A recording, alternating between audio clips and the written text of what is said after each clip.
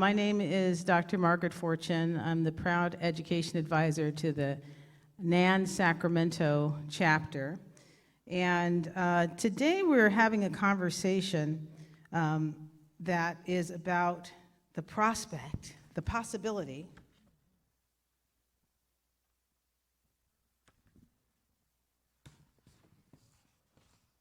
of establishing an HBCU on the West Coast. And joining me here are our friends who have an important voice in this conversation. Dr. Roque Neto, the Dean of Fortune School of Education. Welcome, Dr. Neto, located right here in Sacramento, California. Dr. Teresa Aldridge, who's a board member of the Umoja community and a counselor for Consumnes River College, a real leader in our community college system here in Sacramento and across the state. And Dr. Abul Pitre, who's the department chair of Africana Studies at San Francisco State and has a long history with HBCUs, including at my dad's alma mater, North Carolina A&T, Go Aggies, and Southern University, which is also his alma mater. So welcome to you all, and thank you for coming. I want to start with you, Dr. Pitre, and ask you the question of what do you think, with all of your rich background in the HBCUs, what do you think about creating an HBCU on the West Coast?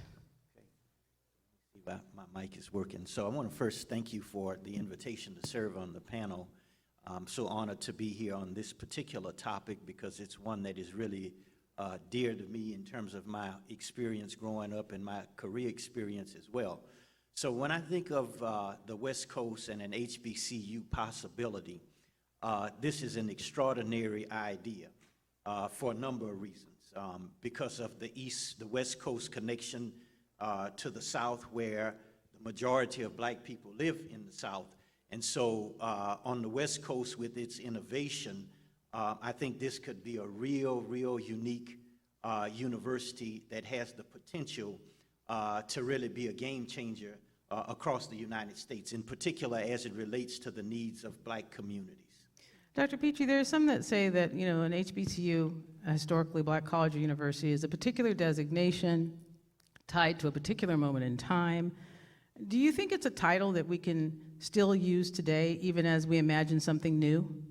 I think so, and primarily because the history is so rich and the struggle to create HBCUs. And even today, the ongoing struggle of HBCUs to maintain the type of funding that they need, to get the resources that are needed, to make them competitive and even keep the status of being great institutions is a thing that is still needed. So I think HBCU is something that you can't just get away from because there's so much culture involved. So most people think of universities, they don't consider the connection in terms of the culture.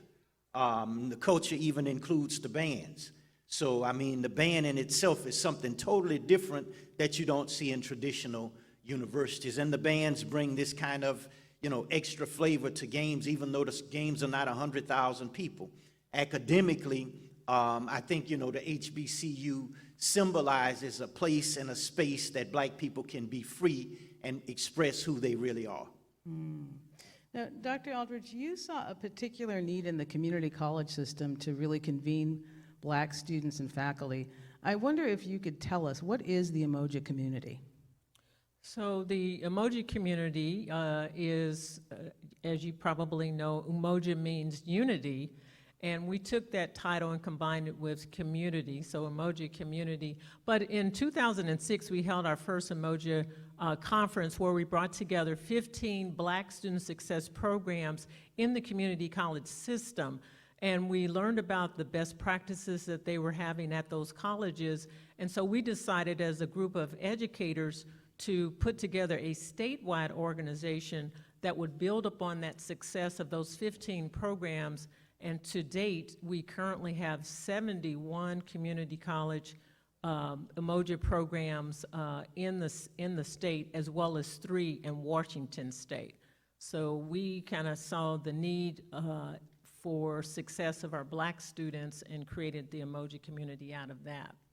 Now, I'm curious, can you share with us a little bit about your counseling background? And I'm curious about how that impacted your particular engagement in this work of Black student success as a counselor.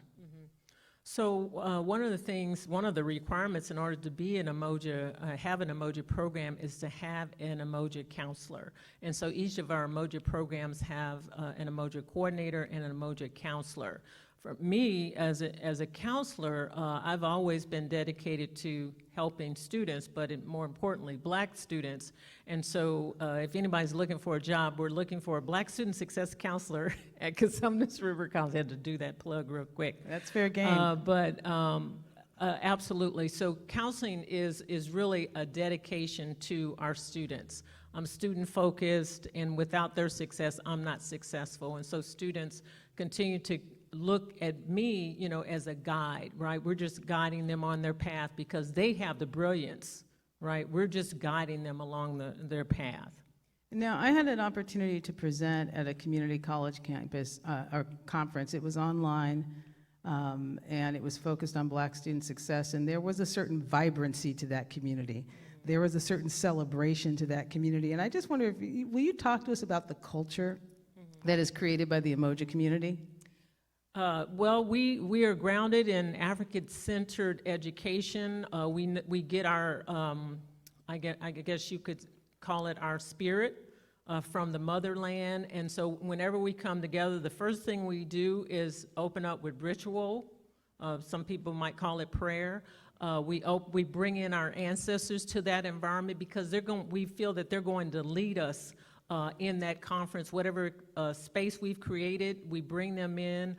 We release them at the end, but we definitely bring them in to bring that spirit to that space.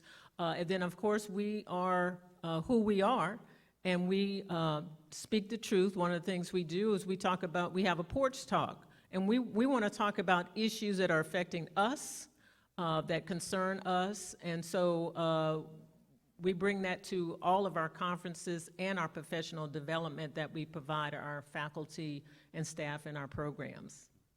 Dr. Neto, you are really working on the concrete steps to create an HBCU on the West Coast. One of the things I didn't share in the introduction is that I'm the president and CEO of Fortune School of Education, and you are our dean, and you run all of our academic programs. And I wonder if you can tell us, like, what are the concrete steps to actually create a university? Well, first of all, thank you for the invitation. Dr. Pitre, is so nice meeting you in person finally. Well, the concrete steps in California to have a university, first you have to apply for the Bureau of Private Post-Secondary Education, the famous BPPE. Then you submit a whole application. It's this size, the application, it's that big, all the details of a program, the institution, even the CV of the faculty is going to teach the courses. Once that's approved, then you have a short time, about 2 years, to initiate the process of accreditation with an institution that really can demonstrate that you are not only meeting the minimum requirements set by the state, but you are achieving higher, really acting with excellence. So, you know, this is a process. I've been the CEO of Fortune School I'm going on my 15th year. And this is how long, oh, thank you. This is how long we have actively had this as a goal. So tell us where we are in the process of establishing an HBCU on the West Coast as Fortune School. So in October last year, we were approved by BPPE. And now we have started the process seeking accreditation with WASC. And in the process of accreditation with WASC, as you can imagine, there are several steps. Right now, we are in the first step, which is seeking eligibility. And this week, actually, we submitted our notification, our form, signed by Dr. Fortune, requesting the start of that process. So we had a board meeting last Thursday, and I want to acknowledge one of my board members who's in the audience, Joette Spencer-Campbell, who was there to take that vote, that historic vote, to pursue institutional accreditation so that Fortune School of Education can create an HBCU on the West Coast. And now a part of this process for us is really about thinking through what should we be considering as we design this. And as the person on the panel with that rich experience in HBCUs, I wonder if you can, Dr. Pitre, first tell us what your experience is in the HBCU and what you think we should be thinking about as we establish this new HBCU on the West Coast. Okay, and so I thank you for that question. My experiences have been, I've worked at several HBCUs. I started at Southern University in New Orleans as an assistant professor. From there, I went to LSU and then eventually went back to Southern University and then to Prairie View A&M, then North Carolina A&T University and Fayetteville State. So in those institutions, I've served as Department Chair of Educational Leadership Programs, where we very rarely have in HBCUs PhD programs. These were either PhD or EDD programs. So I had a chance to work with the actual leaders in K-12 and higher ed, people who were working in HBCUs.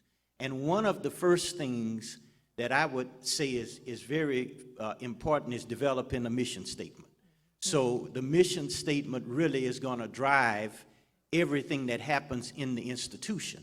So if the university is designed to empower Black people and Black communities, that mission statement should speak to that. And in addition to speaking to the mission statement, there has to be some discussion around what will the curriculum be like. And so the curriculum is the actual core because it is in knowing that people can be free. And so it means that there's a body of knowledge that people need, not just the traditional kind of knowledge that you get in the typical schools where you get a degree to get a job. But here you want a degree to produce the people who can produce the ideas to create new communities, better people, and to make the world better. And so that involves your curriculum. Historically, if you look at Black people during the time of slavery, it was a crime for Blacks to read. So when Black people came out of slavery, the people who had enslaved them were now deciding what they were going to read. And so somebody told me that if a person won't treat you right, it's highly likely they're not going to teach you right. And that means now, again, you have to go back to the curriculum. And there are certain things that if we look at HBCUs right now, you mentioned Umoja and the rituals that occur when you bring the ancestors in the room. These are things that students are not privy to at HBCUs that I've worked at. And so the curriculum is set in a way that the students don't really have access to this historical knowledge, and they can't think Afrofuturistic. And I think this is what the HBCU on the West Coast could do, because here you have all of these innovations. You have Facebook, you have Metaverse, you have all of these innovations on the West Coast, but in the southern states, the people have something that Blacks don't have here on the West Coast. They own land. So Black people have hundreds and thousands of acres of land, but there's no real connection to how to put that into use. So I see a marriage between the West Coast with the HBCU and this need of HBCUs across the country. So I'm curious, Dr. Aldridge, about your experience in creating a Black community in a place where Blacks are in the minority, which is a different experience than what Dr. Pitre is explaining, which is a place where Blacks are in the majority. What do you think are the lessons that can be learned from your work with Black students' success that could be applied to an HBCU that would operate in a context where Blacks are in the minority in the state, even if they're in the majority in this institution? Right. I would say that Umoja was actually patterned after HBCUs in the sense that they were developed to create a sense of self, of self-worth, of value. Students who came to that institution saw themselves. So in our small communities, right, we're trying to make sure that students who are in that environment see one another, value one another. You mentioned the curriculum. We train our faculty to love our students. We're not going to have anybody around them who's not going to love those students, care about those students, take care of those students. We also feel like that is part of the HBCU's model as well.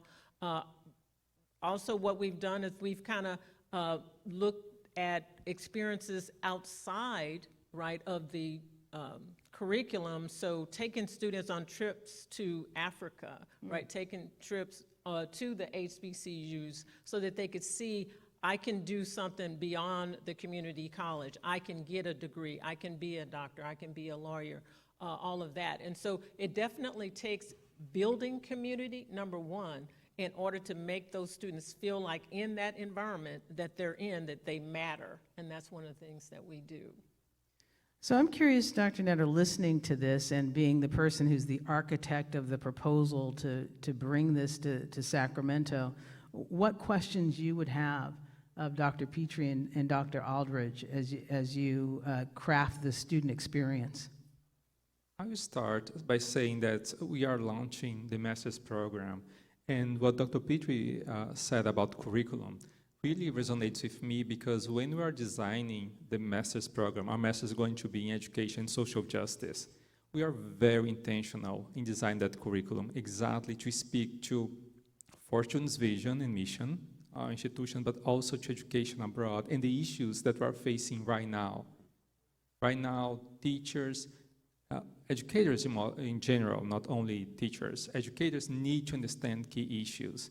They need to understand about the environment. They need to understand the racist struggle. They need to understand about immigration, because all these issues are right there in their classroom every single day. Issues of sexuality and gender and sexual orientation, they are right there. They show up every day in schools. And in this country, there is a war in minorities, and the war takes so different forms. Transgender people are being victimized every single day. The environment. Immigrants are being demonized. I'm an immigrant myself. I know the experience. Every time I open my mouth and people hear my accent, there is a dehumanization that happens right there. Doesn't matter how many degrees I have, and I have a lot of them. But doesn't matter, they hear my accent. And so does the teacher hear the accent of the student right there in their classes. And how do they respond to them? So this is what we want with our master's program, prepare teachers for that. We do not want teachers, leaders of the community, educators in general, just seeing the headlines on Twitter or on cable news. We want them to really understand, to read the books, the history, to know the research. And having professors like Dr. Pitre, who is going to be one of the instructors in our program, really walking them through that, asking them tough questions. And I really think it would be worth, as you talk about the master's program, just taking a step back and explaining how that is the pathway to the HBCU. Because similar to, we did a study of a book that was talking about the history of black education in the United States. And it talked about how HBCUs were started as normal schools.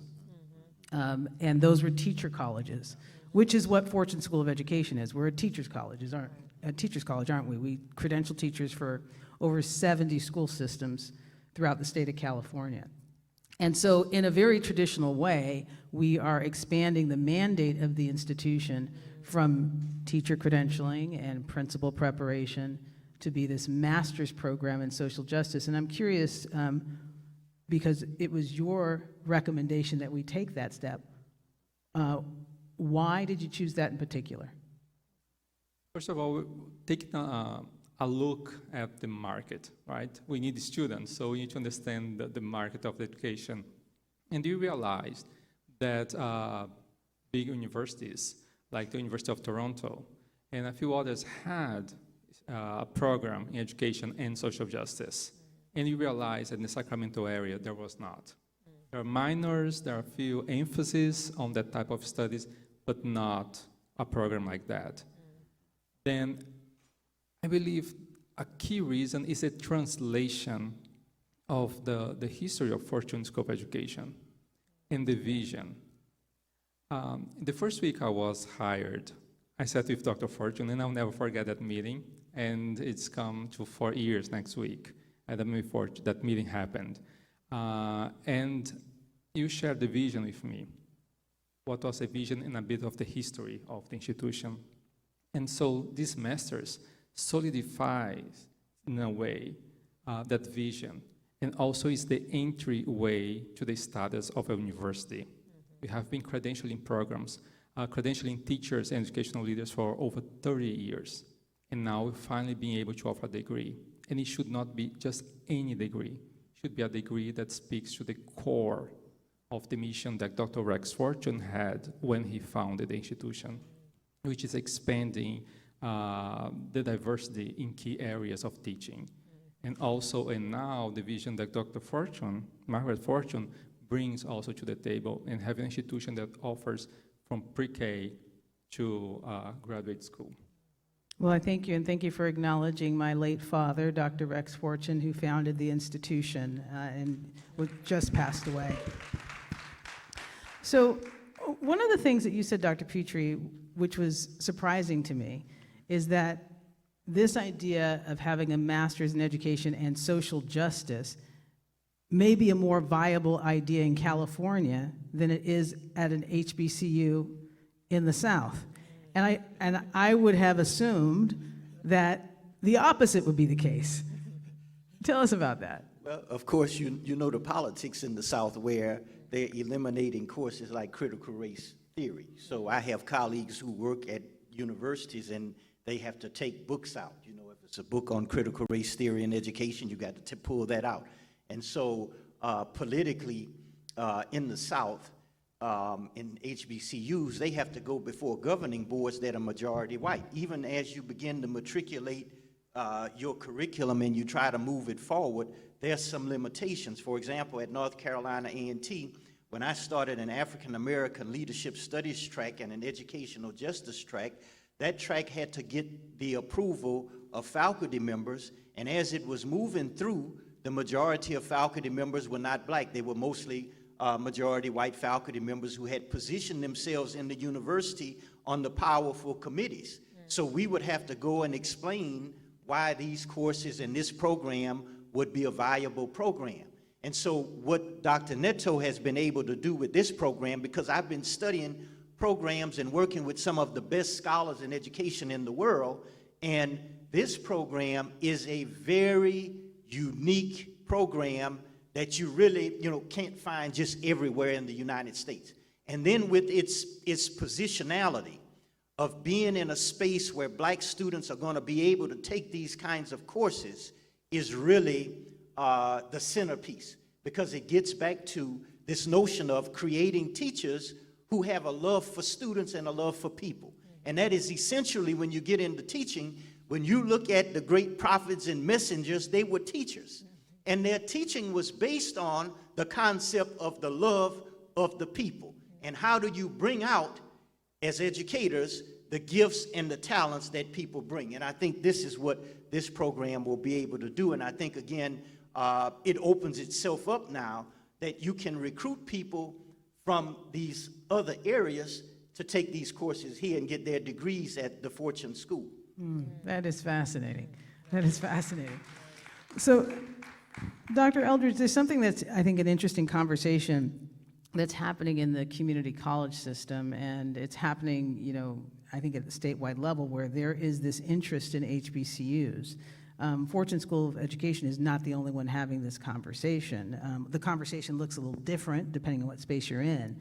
But do the community colleges have relationships with HBCUs? Yes, so we've had relationship with HBCUs for a long time. First, of course, starting with just, Black College Expo, kind of bringing them to the state and kind of showcasing the colleges there. But in 2015, the California Community College Chancellor's Office signed an agreement at the time with 9 HBCUs to guarantee transfer to those 9 institutions. And so over time, we're at 39 transfer guarantee partnerships with 39 HBCUs. And so now all community colleges, so all 116 community colleges, those students at those schools can apply for transfer guarantee to those 39 HBCUs. And so we're really pleased about that. That partnership has been around since 2015.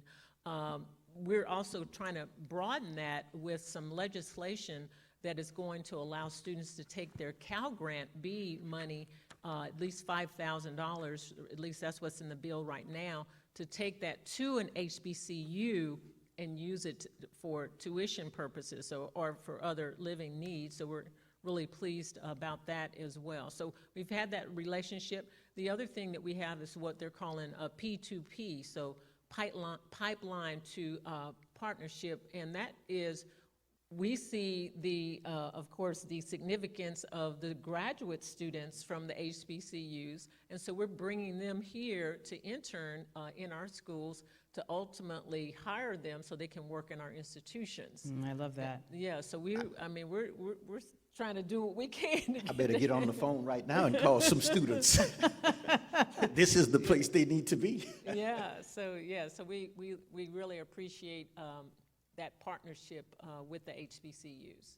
So if you're joining us online, this is an education panel on Let's Talk, establishing an HBCU on the West Coast. And with us, we have Dr. Neto, the Dean of Fortune School of Education, who is actually building an HBCU on the West Coast, going through the process of design and approval right now. Dr. Teresa Aldridge, who's a board member of the Umoja community, an organization that focuses on Black student success in the community colleges, and she is a counselor at Consumnes River College. And Dr. Abul Pitre, who's the department chair of Africana Studies at San Francisco State, has a very rich background as a professor in HBCUs, Southern, North Carolina A&T, and will actually be on faculty for the master's in education with an emphasis in social justice that will be Fortune's entree to creating an HBCU on the West Coast. And we're here at the NAN conference, and I know that Dr. Neto, you have a vision for engaging our civil rights partners in this master's of education, so there's a practical element to it. And I wonder if you might speak to that. So when thinking about the curriculum of the masters, we thought that this should not be a theoretical program. People actually should learn how to do, how to act. At Fortune, we educate and we advocate. So the advocacy piece is right there, and that should be very concrete. So to complete the program, students have to have some internship, basically 24 hours, that they dedicate, they give to institutions. Institutions are committed to any issues that are discussed throughout the program, be it environment, immigration, race, gender issues. And so students will be serving in these communities and in these organizations, and then later they're going to be writing the capstone, not only from a theoretical perspective, but what did I learn going there and doing it, actually advocating for that issue that's so close to me. But we need partners. We are looking for partners so that our students can go and work with you in partnership. And so far, we have taken baby steps building those partnerships. We have engaged NAN and have engaged NAACP, San Bernardino, and a few other organizations, I believe, also local charter schools in building this program, but also seeking input for the names of our classrooms. We are thinking in terms of the curriculum. We're also thinking in terms of the culture of our spaces. And we could call a classroom A, B, or 1, 2, 3, right? But we decided that that's not how we're going to do it. We are going to name them after outstanding African Americans, and those who are not well known. If I say Barack Obama, everybody knows who Barack Obama is, but there are key characters in the history of African American struggle and victories in the United States that are not well known. So we have reached out to these organizations, and people have given that input, and we have selected names which will be announced pretty soon about how we're going to be naming our spaces. So the culture starts shaping not from the curriculum perspective, but also in simple things as how we call our classrooms, how we name our classroom, how we use those spaces, and with whom we share those spaces. And Dr. Neto, you know that naming conventions are important to me. We name at Fortune School our public charter schools that we created to close the African American achievement gap by preparing kids for college starting in preschool. We name them after living local African American community icons. In fact, just outside of we're on the campus of Takoi Porter College Prep, named after Dr. Takoi Porter. And this actual building that we're in was named after his father. So to be able to come to institutions that are named after our people, people who we can touch and feel and know, and your kids across the way running around with Takoi Porter College Prep polo shirts on, but also people who become institutions because there's a school name for them. What else does that mean? It means that the children's name, that name is on their report card. It means if they're graduating for high school, that name is on their diploma. And these are institutions that are made and designed by Black people. What would we do for ourselves if we have the opportunity? And it doesn't mean that we don't face the same problems. You know, right now I've got a parent after me because she's mad because she doesn't like that I hired a white principal. Right? She doesn't want a Caucasian to talk to her children, in her own words, right? You're gonna slap the taste out of the mouth of the principal. But she's got the media's attention because she called a press conference and framed the issue as, I don't like this white principal teaching my Black child.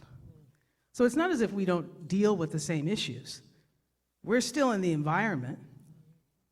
It's not as if Black people are not unkind and ungenerous with each other. It's not all Umoja.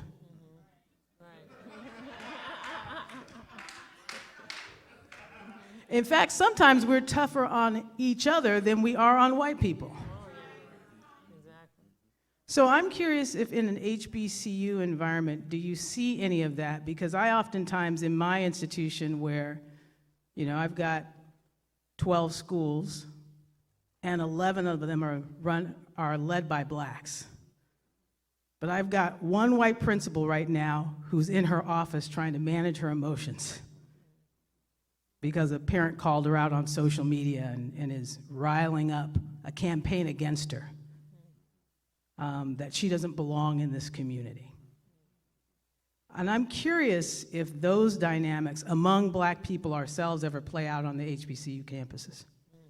Well, I think something may be similar, and kind of speaking to your point, I'm kind of working as an advisor on a similar situation in a high school where the principal turned the school around, and then you have these internal kind of things that go on. So you're right on point in terms of, HBCUs are real and have real problems like anywhere else. Sometimes those problems can be exacerbated by the types of mentalities that we have. Sometimes we have a way of doing things that we become the oppressor. If you read Paulo Freire's work, the internalized oppression where, we can be more of a tyrant. And this is what Paulo Freire talks about. And so, again, this is why I think curriculum is so essential, and even professional development among the people who might be working in HBCUs. Because we have to sometimes be able to deconstruct how we have been colonized. Even for me coming from HBCUs, I was a chair and thinking that have this flexibility and freedom to a certain degree. And then I get here on the West Coast and then I recognize, oh, wow, I have all this freedom here. That's things I couldn't say in HBCUs without it being a problem. I can say it here because the people have a greater experience to the world. And so I think this would be the uniqueness of an HBCU on the West Coast, is that the Blacks would have access to the world. But certainly those problems, exist in HBCUs. They certainly do. How do you deal, Dr. Aldridge, with the tough problems? that are a part of Black student success, and how can we learn from that as we create an HBCU on the West Coast? So I appreciate what you were saying. One of the things that we do, which you probably learned early on as well, is that not all of our Umoja teachers are Black. Not all of our Umoja students are Black. However, we never lost the sight of our purpose, right? Is to educate Black students. Our curriculum is, African-centered. And so we keep that focus. And if you're a white teacher and you want to teach with our students, you want to support our students, you're going to be trained, right? We're going to train you, but we're going to see what kind of commitment you have to our students. We have the same thing that you're talking about. People don't want that person there, or they might not appreciate that person. So we give you the opportunity to show your level of commitment to our students. And I can tell you that we have white instructors that are more committed to our students than others who might look like me. And it's just true. I mean, it's just absolutely true. We try to keep the right kind of people around our students, and then when we have to have the talk, we got to have the talk. You gotta have the talk, and we call it a porch talk. And we get on the porch and we say, okay, let's break it down. Does that come with a mint julep, or is it with lemonade? I'm Sometimes I need something stronger. I'm wondering about that porch talk, because I know about porches from my grandmother's house. In the South, people have homes, but you sit on the porch, and that's where the politics takes place, on the porch. Exactly. Yeah. That's Exactly. That's what we do. Sometimes you got to talk politics. Like, you got to get the Underground Railroad going and tell, like, this is how you got to go around this way. So. I feel Dr. Neto wanted to get in on this, but I want to invite the audience to ask questions. So if you've got a burning question that you want to ask, we're going to give you the opportunity in a moment. Dr. Neto?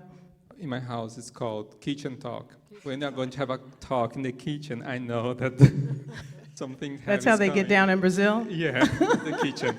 I just want to mention to the issue you raised and what the responses is that as humans, there's always this risk of seeing others as others and outsiders, and therefore there's no space to build allies, be it white or Black or wherever, or mixed race like myself, and immigrants and others. Anyways, I think it's very interesting. Once a student was talking to an instructor about me, and she said, but Dr. Neto cannot understand this.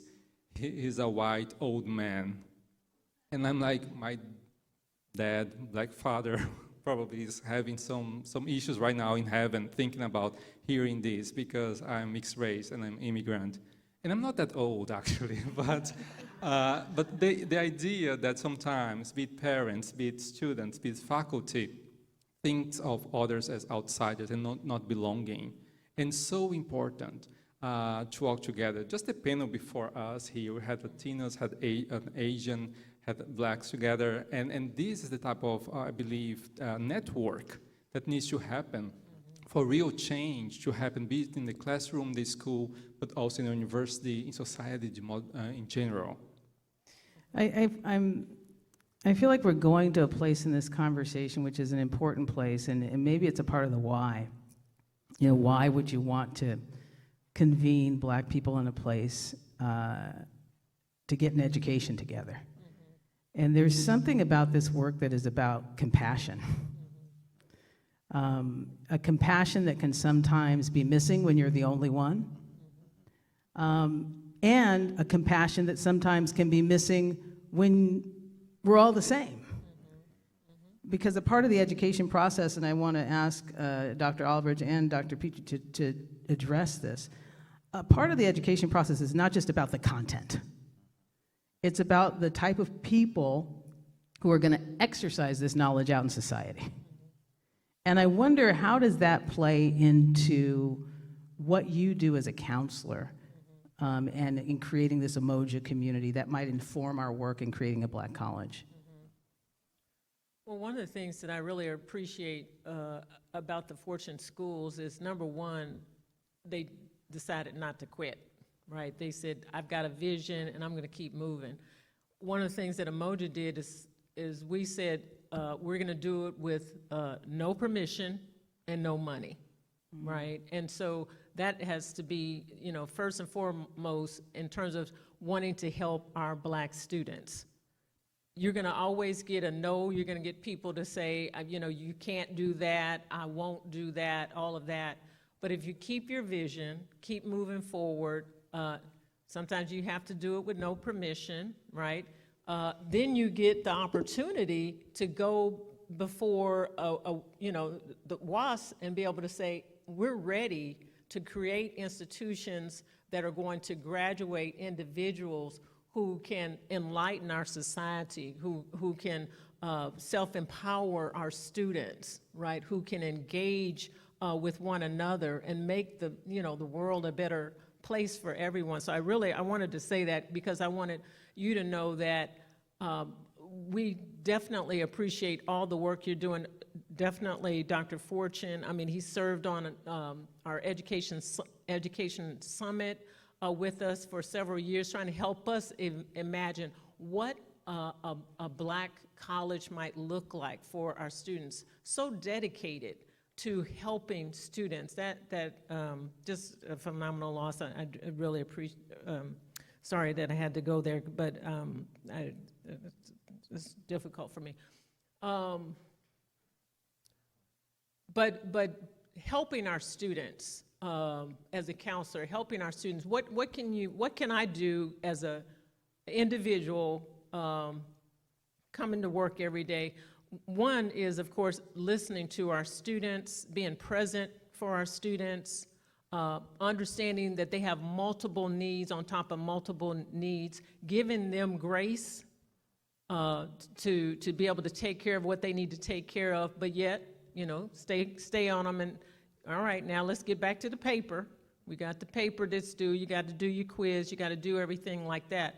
But you know, again, I have to go back to our motto, which is the ethic of love.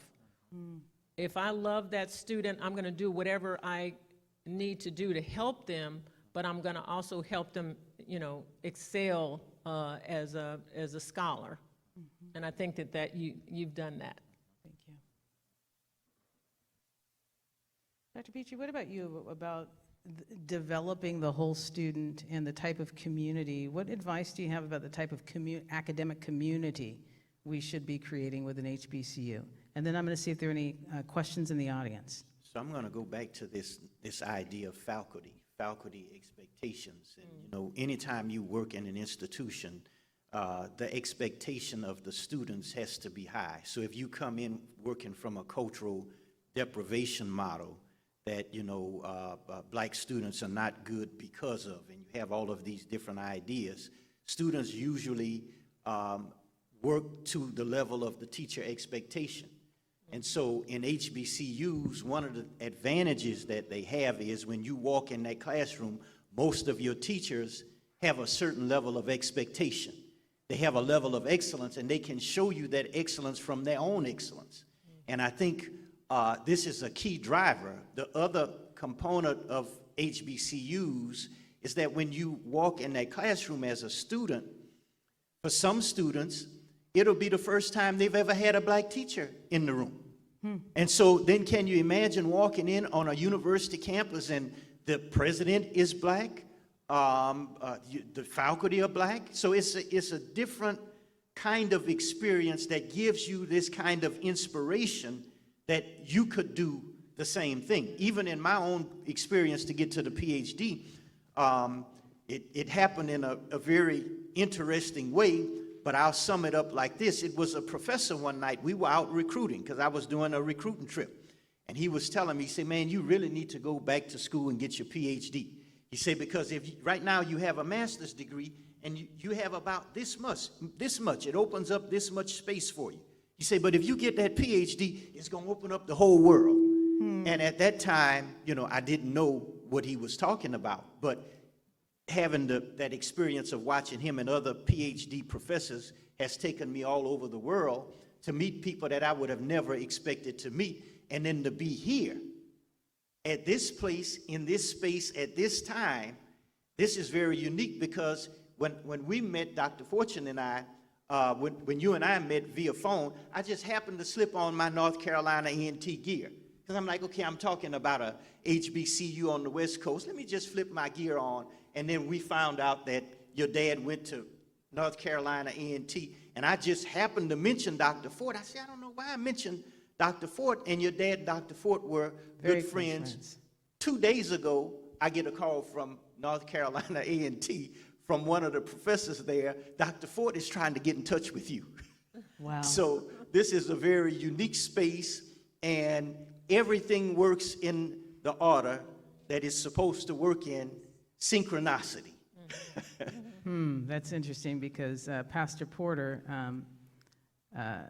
officiated my father's celebration of life, and his eulogy of him was that his steps were ordered.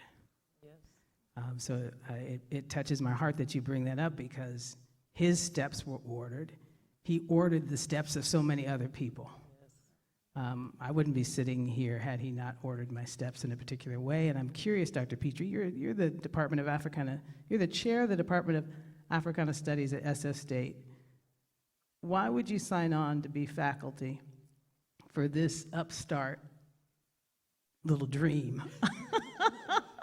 of an HBCU on the West Coast with, Fortune School of Education doing a master's in social justice? How did you find your way to us, and why? Well, part of it is I had been dreaming too. Oh, So I had been dreaming. I was dreaming when I was working on my doctoral degree. And so when I saw the Fortune School position around social justice, I said, oh, this stuff fits exactly what my experiences have been. And let me apply for it. And so it just so happened the night that I spoke to Dr. Neto, I was actually in Fayetteville working on a book in my office.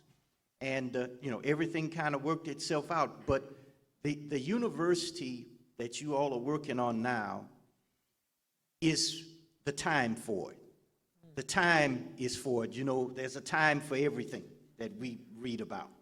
And so there's a time to love, there's a time to hate, there's a time to build, there's a time to tear down.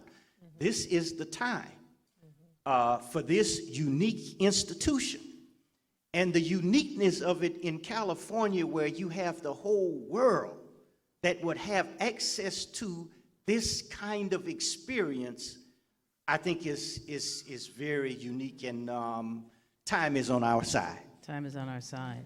Well, I know that we have some alumni of HBCUs in the audience, and I went to UC Berkeley and Harvard. I didn't go to an HBCU, but it's something that I grew up with in my household that was held up because it's where my parents went. It's where they met. It's where it's the stories. It's the history. It's where my grandparents went. And as a matter of fact, I had an opportunity to sit down with my parents and architects and say, can you tell us what the school should look like? What do you remember from Bennett College, Mom? What was important? What do you remember from A&T?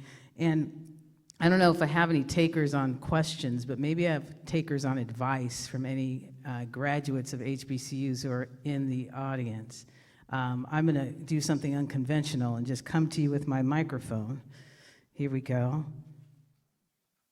I have a sense you know who you are as I'm approaching you. Maybe you went to Southern. Maybe you have a daughter there. And I'm curious about what you think we should be thinking about. Just a few things. I'll hold the mic so you don't go on too long. I'm not that one. But what should we be thinking about?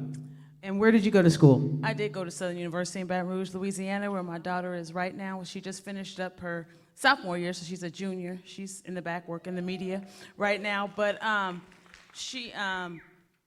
one thing is the community, and when I was there was, we competed against each other, and that was just so key to me. It was fun, and it was challenging at the same time. We pushed each other. We had that bond. I mean, one of my classmates was my maid of honor, for our wedding, and another classmate that I was with, we were in the gospel choir together. She came to my wedding. She's from Houston, and she was, was the outgoing alumni president of Southern.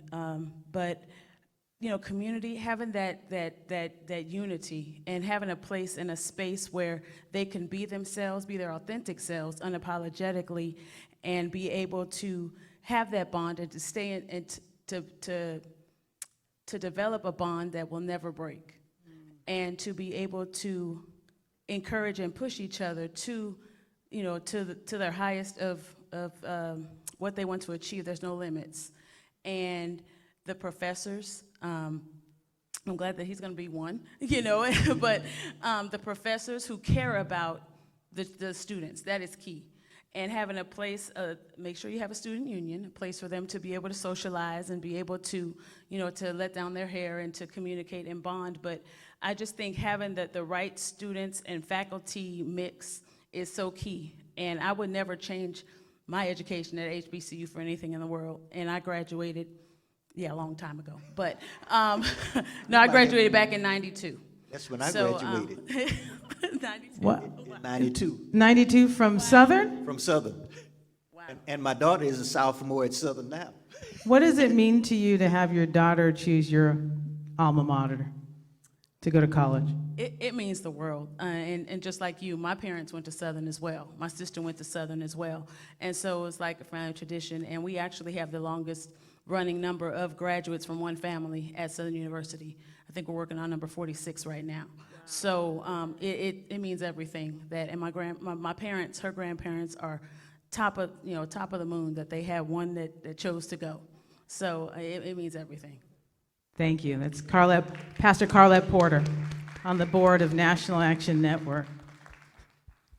Well, our time together is coming to a close, and I just want to selfishly ask for one piece of advice from every member of the panel, each member of the panel, one piece of advice. And we're going to do it, we're going to popcorn it, so you get to choose the person you want to hear from next, and hopefully you don't just do the boring thing of going down the line. You seem like you're ready, Dr. Aldridge. Yeah, I guess I was trying to think of one thing, but I think it has to be stay vigilant, stay committed, stay intentional and deliberate in this process. I'm going to popcorn it over to you, because it's going to take you to get it done. I think it's the advice, and I want to keep hearing it myself also, it's just clarity of vision. And I think this is something that Fortune already has, and has had since, as was mentioned, our first meeting. And having this clarity of vision, we know where we are going. We can figure out the path, but we know where we want to arrive. So I think keeping that in mind all the time, I believe it's the thing that we need to do. Dr. Pitre. I would think persistence, perseverance, because it's steps in the process, and sometimes it may seem like it's getting difficult and it may not work out, but being persistent and persevering through, the many steps that are going to take place. Those would be the two things. Well, I want to thank our panelists. This has been a robust and rich conversation, an inspiring conversation. We've been joined here by Dr. Abul Pitre, the chair of the Department of Africana Studies at SF State and a faculty member at Fortune School of Education for our Masters in Social Justice. Dr. Teresa Aldridge, who is a counselor at Consumnes River College and quiet as it's kept, helped us to craft the Rex and Margaret Fortune Early College High School, that pathway to allow our high school students to also earn an associate's degree with their high school diploma. And Dr. Neto, the architect of Fortune University, which will be an HBCU on the West Coast. Thank you for joining us.